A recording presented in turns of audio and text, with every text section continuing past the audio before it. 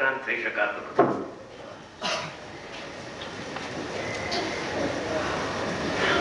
શાદવાદ trademark છે મારો જૈન ધર્મનો. બરાબર છે, વાત સાચી, 100% સાચી વાત છે. પણ અનુભવ જ્ઞાનમાં સ્યાદવાદ છે, વસ્તુમાં સ્યાદવાદ નથી ને સ્વભાવમાં સ્યાદવાદ નથી. કથનચિત ન હોય સ્વભાવમાં, સર્વથા હોય. સર્વથા સ્વચ્છ છે દર્પણની પર્યાય. કથનચિત મેલી થાય ને કથનચિત એમ છે નહીં. એમાં જ લગાડ્યો છે આગળ. સ્વચ્છતા જ છે અને ઉષ્ણતા, જો સામે ઉષ્ણતા છે અગ્નિ, ઉષ્ણતા તથા જ્વાળા અગ્નિની છે. દર્પણની અહીંયા સ્વચ્છતા છે અને સામે અગ્નિની ઉષ્ણતા છે. બે તત્વ ભિન્ન ભિન્ન છે. પણ દર્પણમાં સ્વભાવ શું છે કે સ્વ પરનું આકારનું અવભાષણ થાય છે.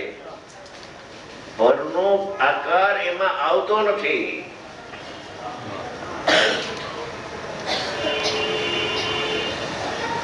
ઉદ્ગલના જ્ઞાકારો જ્ઞાનમાં કે આવતા નથી ને અમાય નથી આવતા. ઉદ્ગલના જ્ઞાકારો ઉદ્ગલમાં છે, એનો પ્રતિભાસ થાય છે. ઈ જ્ઞાન છે, ઈ જ્ઞાકાર જ્ઞાન. તો એમાં ઉષ્ણતા પ્રતિભાસે છે. દર્પણમાં કે છે, દર્પણમાં ઉષ્ણતા પ્રતિભાસે છે. પણ દર્પણમાં ઉષ્ણતા પ્રવેશથી પ્રતિભાસે માટે આવી ગયું એમ છે નહીં. દુઃખ જ્ઞાનમાં પ્રતિભાસે છે માટે આત્મા દુઃખી થઈ ગયો એમ છે નહીં.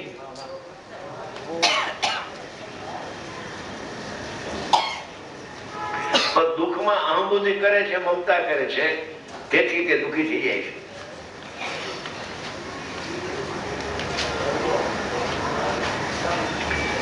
જ્વાળા અગ્નિની છે તેવી રીતે દ્રષ્ટાંત પૂરો થયો. એક દ્રષ્ટાંત નો ખ્યાલ આવે તો ઘણું છે. સ્વચ્છતા છે.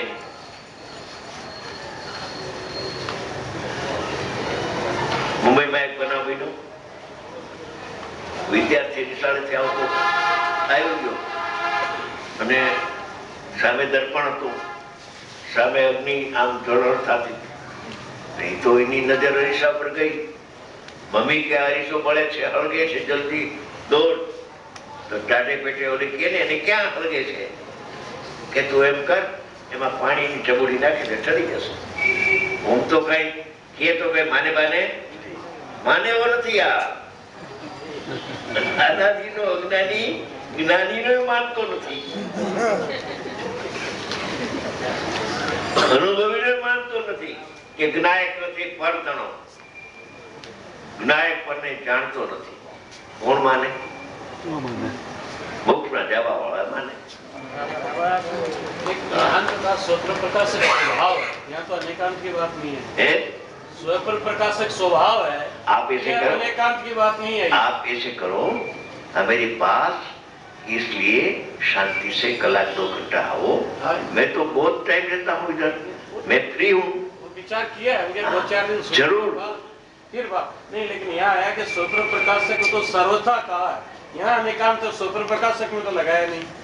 यानी वो जो अग्नि नहीं आती, अग्नि प्रकाशक में आई, वो कहना व्यवहार है, लेकिन स्वप्न प्रकाशक तो स्वभाव कहा है। ये जो बात समझनी है, स्वप्न प्रकाशक स्वभाव है और अग्नि उसमें आई ये कहना व्यवहार है, उसकी बात नहीं है। लेकिन ये इसका स्वप्न प्रकाशक स्वभाव है, इसलिए स्वभाव में अग्नि नहीं आती है, इस कारण की नहीं आती है। ठीक है, लेकिन स्वप्न प्रकाशक स्वभाव मानेंगे नहीं, यही बात है। स्वभाव है, स्वभाव है। 2 का प्रतिभास होता है मगर 2 का लक्ष्मी होता है। प्रतिभास 2 का होता है, लक्ष्य 1 का होता है। तो हमारी बात है, ठीक है।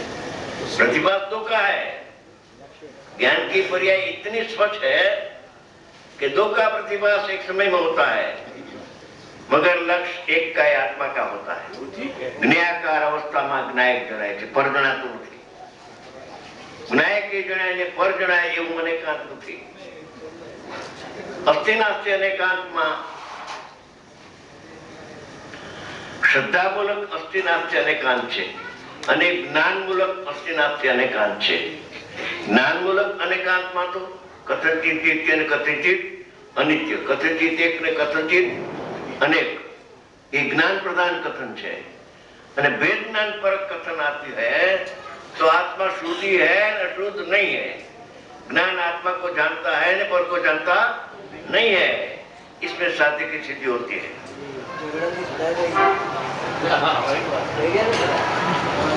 स्वतंत्र प्रकाशक स्वभाव मानने के बाद इसमें अनेकांत लगावे, ये प्रश्न नहीं खड़ता, सर्वथा ही मानना पड़ेगा ना. यही बात है. स्व पर प्रकाशक जो स्वभाव है, स्व और पर का प्रतिभास होता है, वो तो उसकी स्वच्छता है, स्वभाव है, वो विभाव नहीं है. विभाव नहीं है. मगर जो पर का प्रतिभास देखकर और स्व का प्रतिभास छोड़ देता है तो अज्ञानी बन जाता है. तो आप मेरे पास आ जाओ, समाधान सब अपने को चर्चा करेंगे. वितराग भाव से चर्चा करनी है एकदम समझने के लिए. अब आप लोगों से नहीं समझेंगे तो कहाँ समझेंगे? हमारी भ्रांति तो बनी ही रहेगी.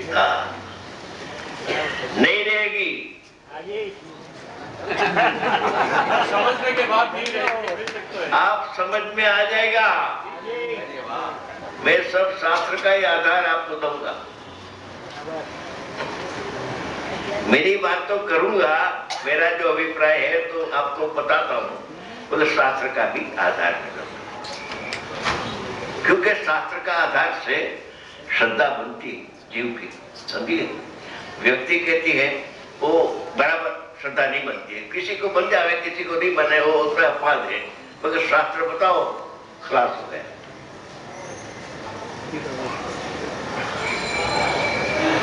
जरूर आओ. हमेरा भाव बिना आमंत्रण है.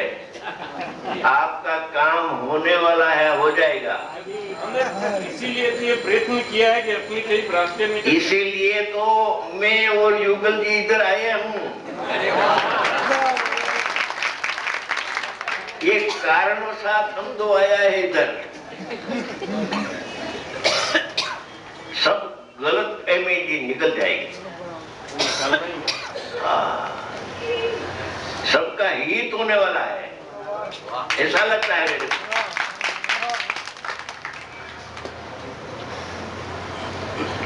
तो क्या फरमाते हैं आचार्य महाराज अमृतचंद्र आचार्य કે ઉષ્ણતા ને જ્વાળા અગ્નિની છે, તેવી રીતે અરૂપી આત્માની તો જો દેખો, અરૂપી ઓલું રૂપી દર્પણ હતો. અરૂપી આત્માને તો પોતાને ને પરને સ્વ પર બે આયા કે नहीं, ऐसा स्वभाव है. स्व का प्रतिभास हो ने पर का प्रतिभास न हो, वो अजैन है. प्रतिभास को उड़ाता है, अजैन है. और प्रतिभास का परकालन करता है, वो भी अजैन है.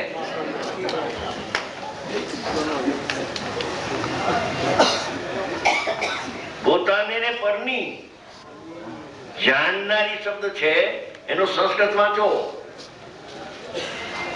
જે દર્પણમાં કહ્યું હતું એ જ શબ્દો સંસ્કૃતના આમાં લગાવ્યા છે, પણ એનો અર્થ જાણનાર કયો.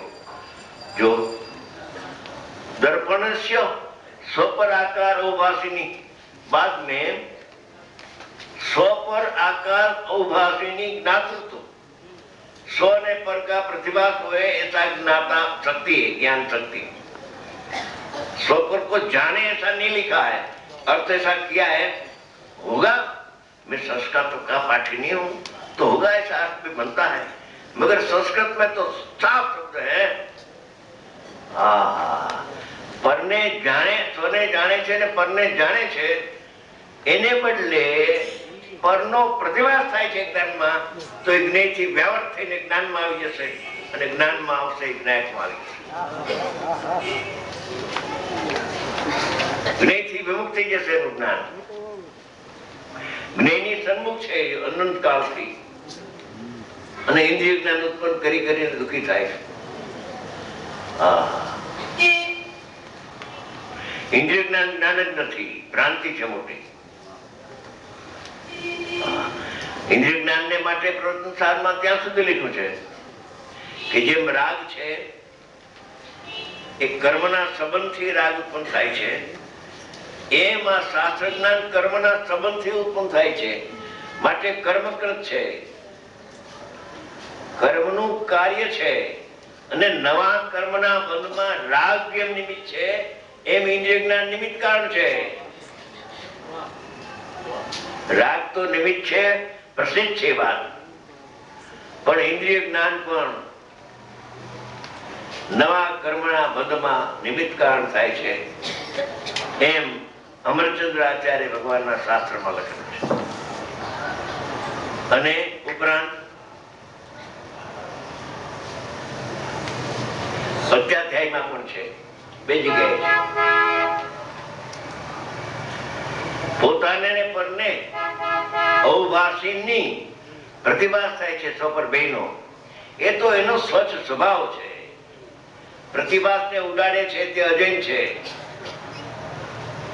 અને બેના પ્રતિભાસમાં પરના પ્રતિભાસ જાય છે એ તો અજ્ઞાની છે, એ અજ્ઞાની છે. પરનો પ્રતિભાસ રહી જાય છે અને આત્માનો અનુભવ થઈ જાય છે. પરના પ્રતિભાસને કોઈ ઉડાડી શકતું નથી.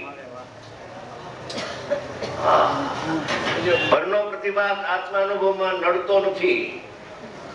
पर का जो प्रतिभास है वो अनुभव में बाधक नहीं है. सत्य पर को पर रूप और निज को निज रूप जानना ये प्रतिभास में आवेगी. ये अपने को रूबरू में बात करेंगे, इधर नहीं मजा आ रहा, मजा नहीं आ रहा.